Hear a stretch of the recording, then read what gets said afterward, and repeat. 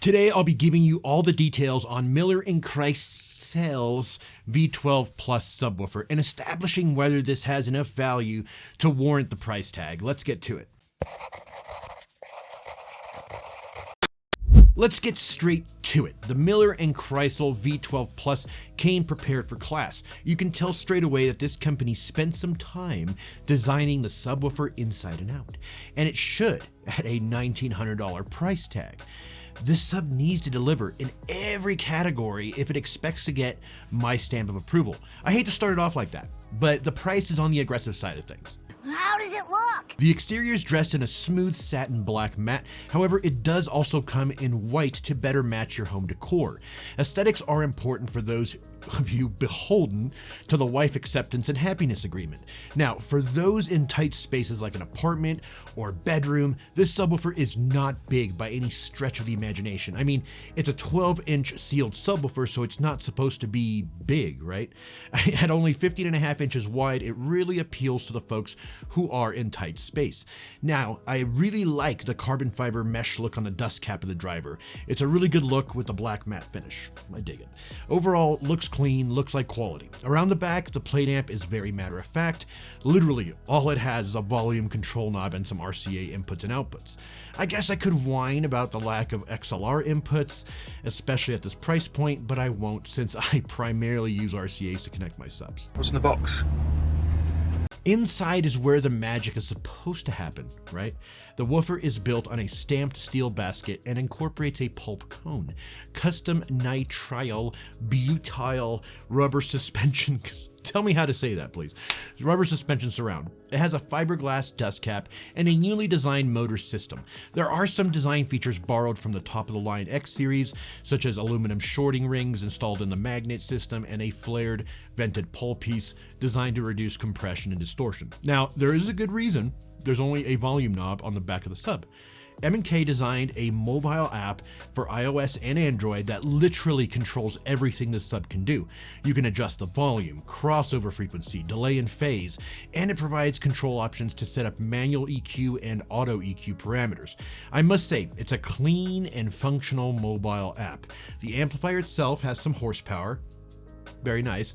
You are looking at 400 watts RMS, 800 watts peak. So those bursts of bass should be covered with the 800 watts of power allocated for the impact moments of your content. What are those measurements again? I measured the subwoofer near field using REW. As you can see from the results of the sweep, it rolled off at 20 Hertz, which is exactly what M&K had listed on their spec sheet. I do like it when a manufacturer provides accurate information. There's nothing worse than being disappointed, and the V12 Plus did not disappoint with the measurements. Just look at the nice smooth curve. It's very linear. That's what you want to see from a subwoofer, especially in an untreated room. What does it sound like? It's hard to describe bass. I don't care what anyone says. Bass is bass for most people.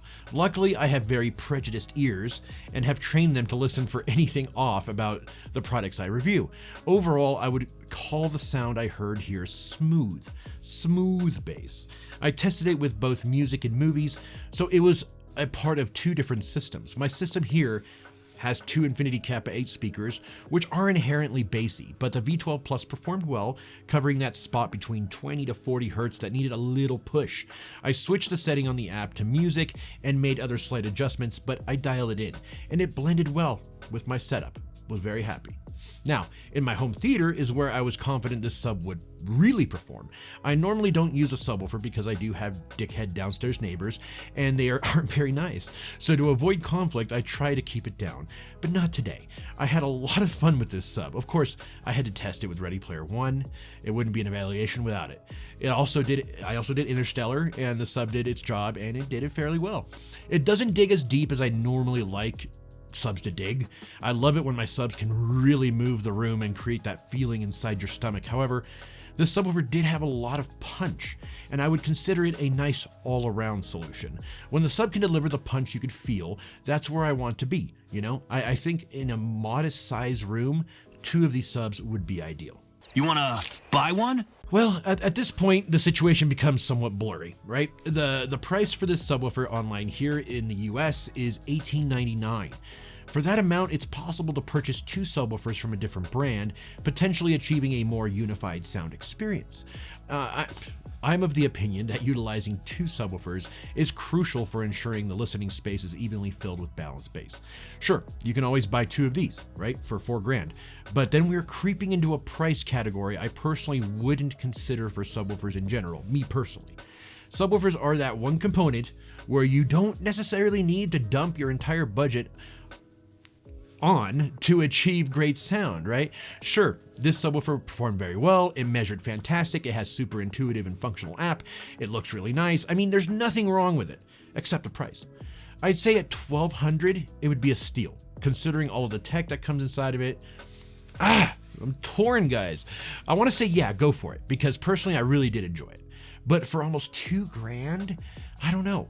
Let me know your thoughts and what you think and what you would do if you were presented with everything I just covered here today. I'll discuss this further as well as give my opinion on different options on my Patreon, where I do an after filming commentary. It's a cool place to continue the conversation. If you enjoyed the video and got something from it, make sure to rattle the like button. Horsepower, heavy-duty, cast iron, pile driving punches that will have to hurt so much they'll rattle his ancestors. Yeah! Subscribe to the channel to help me grow. The goal is 50,000 subscribers in 2024. We're almost there. We're so close, friends. And as always, ring the bell to get notified every time a new video is born. With all that said and done, I will see you on the next one, friends. Take care.